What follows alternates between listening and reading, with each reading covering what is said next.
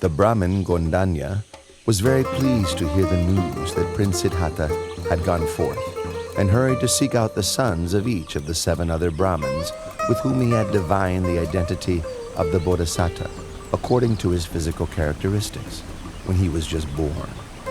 He managed to gather and persuade only 4 of these sons, and then together the 5 Brahmins left the household life and set off in search of the great renunciant. The 5 Brahmins now gone forth were Gondanya, Vapa, Badiya, Mahanama, and Asaji. This group of 5 together were known as the Pankavaggiya. The Pankavaggiya followed after the Bodhisatta through various places until they found him practicing ardently in the place where he had settled. They settled there with him, attending to his needs, with the hope that when he attained enlightenment, he would teach the Dhamma to them.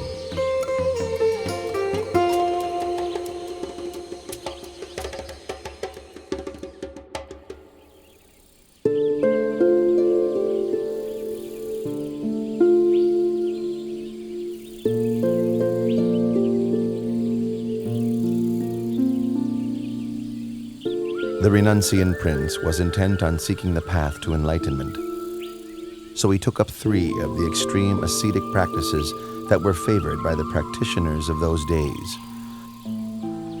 For the first period, he pressed his teeth against his teeth and his tongue against his palate so firmly that sweat ran from his whole body. The pain was as severe as if someone were gripping his throat tightly, strangling him. When he saw that this was not the way to enlightenment, he gave up on the practice and changed to another method. For the second period, he restricted his in and out breaths, stifling them until both his ears rung loudly, his head ached, and his stomach racked with pain, his body as if on fire. But no matter how great the distress, he did not give up his efforts until he saw that this was not the way to enlightenment. Seeing this, he gave up the practice and changed to another method.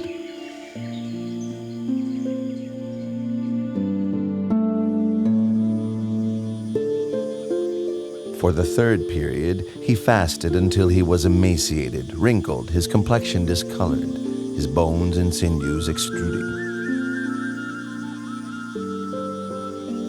Exhausted of energy and suffering greatly, rubbing his hand over his body, the hairs stuck to his palm.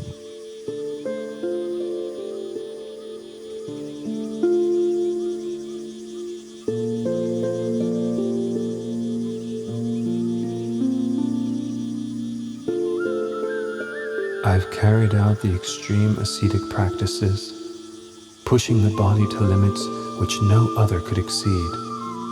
Why have I not yet attained enlightenment?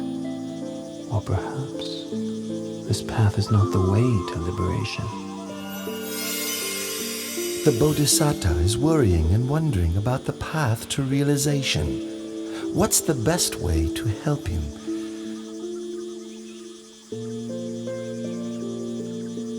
Aha! This is the way.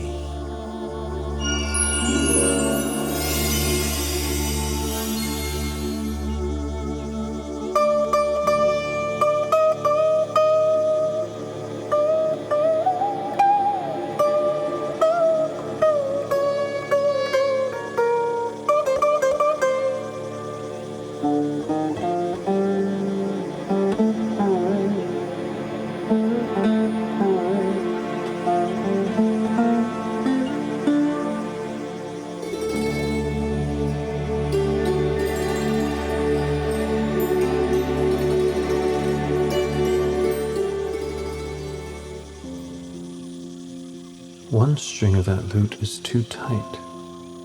A little pluck and it snaps. One string is too loose. When plucked, the sound is barely heard. One string is just right, not too loose, not too tight. When plucked, the sound resonates far and wide, sweetly. Oh, it is the practice of the middle way that leads to enlightened knowledge. But the current state of my body surely can't support efforts in developing the mind along the middle path of practice.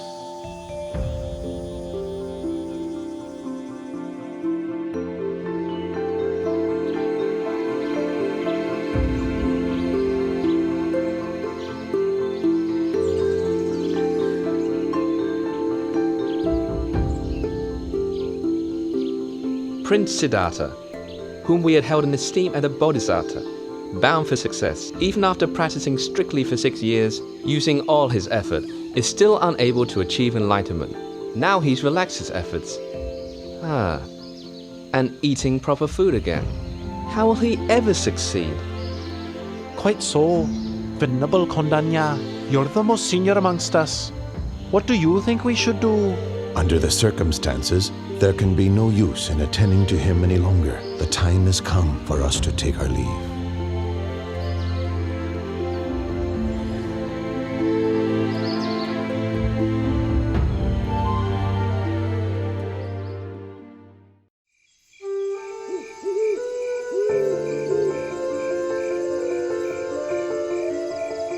On the night of the 14th waxing moon of the 6th lunar month, as dawn was approaching and the bodhisatta close to waking, 5 auspicious signs appeared in his dreams.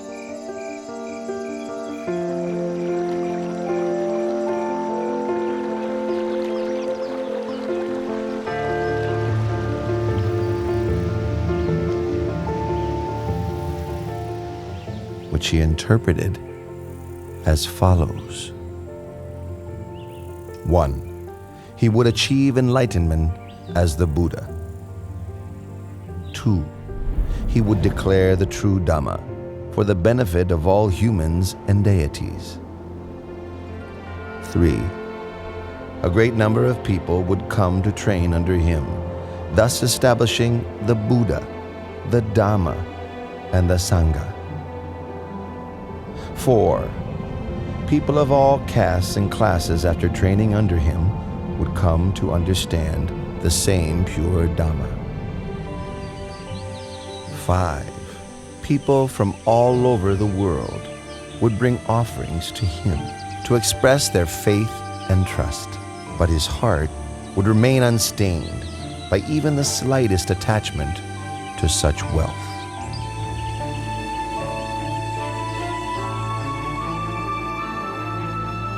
In the village of Uruvela Senanigama, there lived a wealthy man's daughter named Sujata. When she was young, she made a vow to the deity abiding in a banyan tree close by, so that she might have a husband of equal wealth and birth, and that her first child might be a son. Once her wishes had been fulfilled, she prepared a rice dish, prepared with cow's milk and honey, as an offering to honor the tree deity. Madam Sujata! Madam Sujata!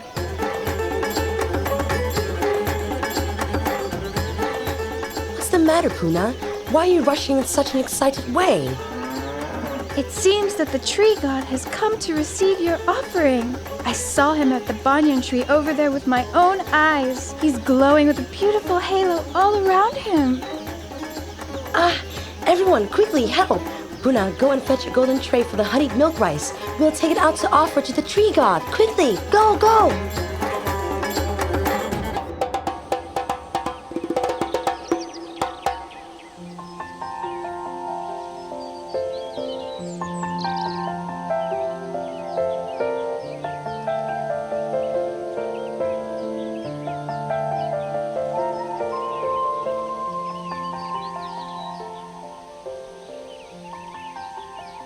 All of my wishes have been so graciously granted. Please, may I offer this meal of honeyed milk rice and this golden tray to you?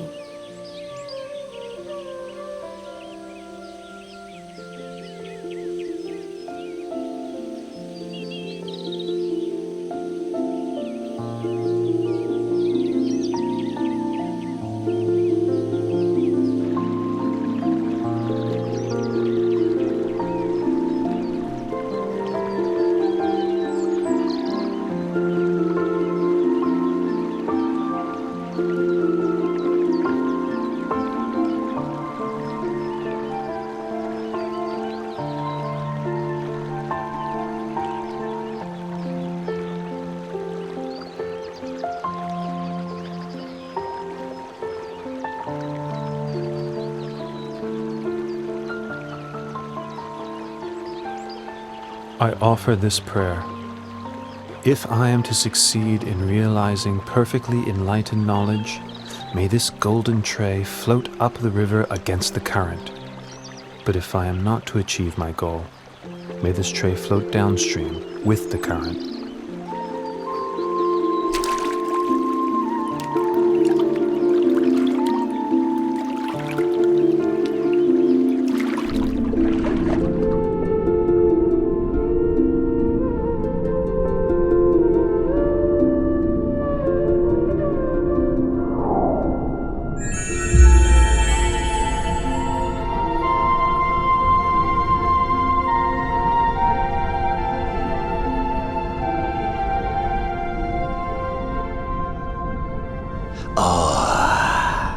In no long time, 3 Buddhas have become enlightened here, and now one more is about to attain to the Dharma.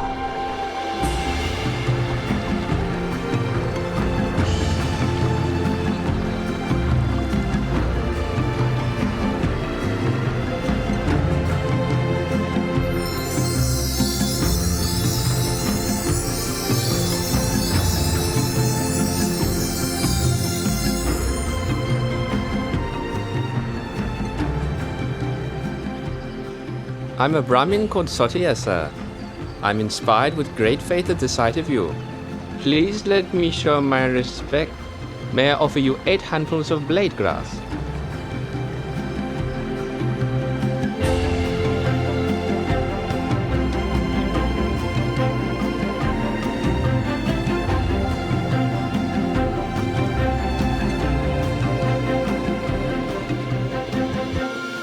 For as long as I have not yet attained to supreme enlightened knowledge, even if my blood and flesh should dry up with only skin, bone, and sinews remaining, I shall not rise from this seat.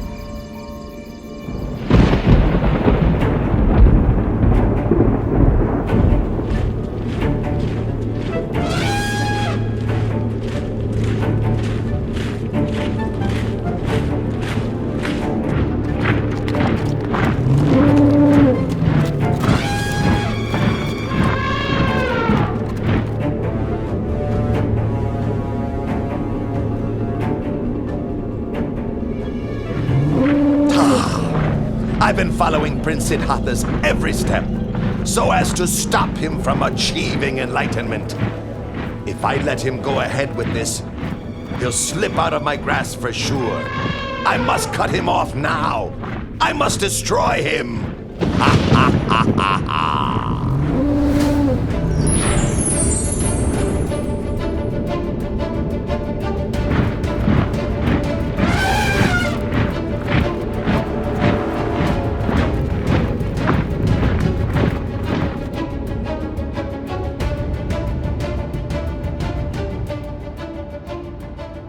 The power of the bodhisatta's spiritual qualities and goodness, accumulated over countless lifetimes, protected him as though in invisible armor, his heart steady and peaceful, unshaken by fear.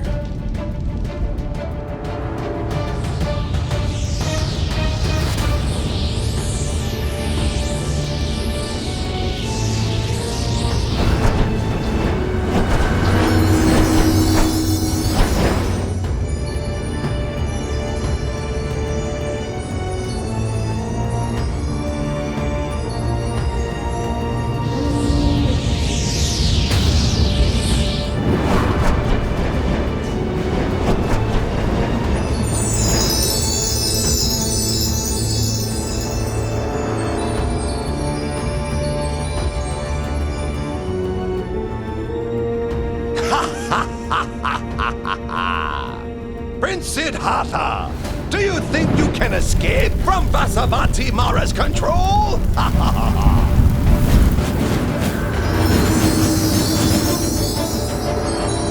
Huh?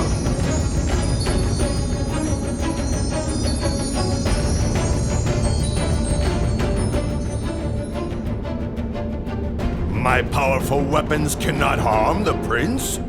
I must make use of a ruse to deceive him. Prince Siddhartha, the seat you sit on came to be because of my own spiritual powers. My troops are my witnesses. You must get up at once. Pay attention, King of Deceivers.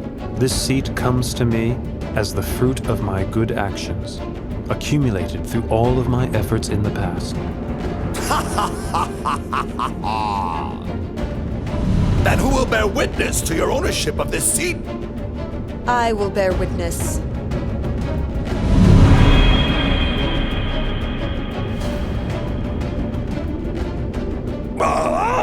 Dharani, goddess of the earth!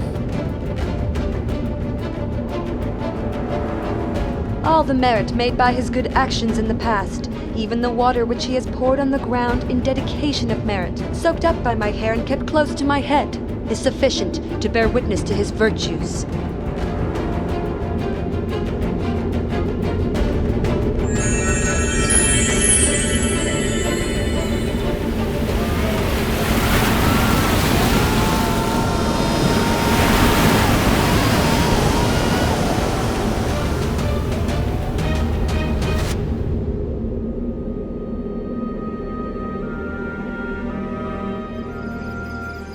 After his victory over Mara and his host of deceivers, the Bodhisatta's mind was firm, focused, and concentrated.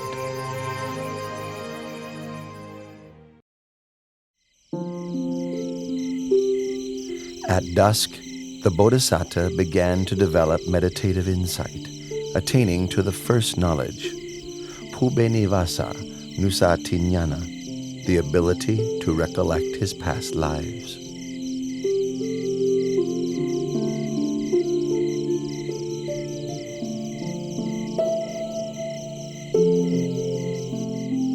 In the silence of the late night, he attained the second knowledge, Kutupapatanyana, knowledge of the passing away and rebirth of beings according to the results of their actions.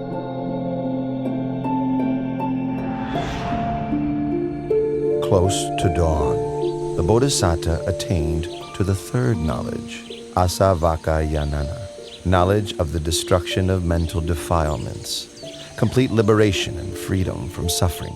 He thus came to be the fully self-awakened Buddha.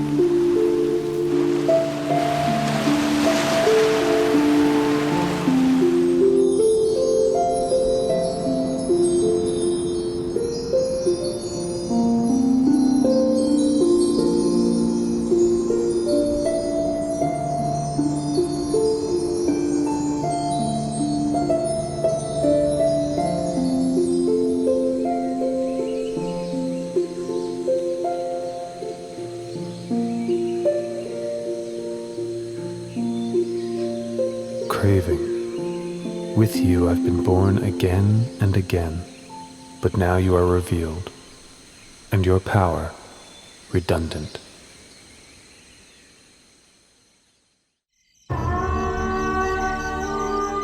After the Bodhisatta had attained to the Dhamma and become the Buddha, he sat under the Maha-Bodhi tree, enjoying the bliss of freedom for 7 days.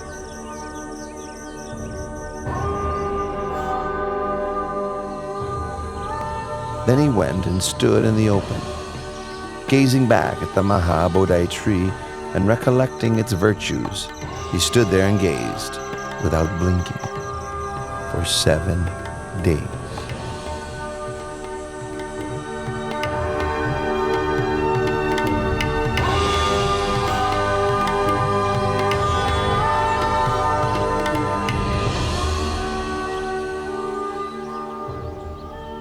After that, the new Buddha walked back and forth between the Mahabodhi tree and the place where he had stood for another 7 days. Having walked meditation for 7 days, for the 4th week he sat meditation in a crystal shelter prepared for him by heavenly beings. He sat and contemplated the most profound Dhamma for 7 days.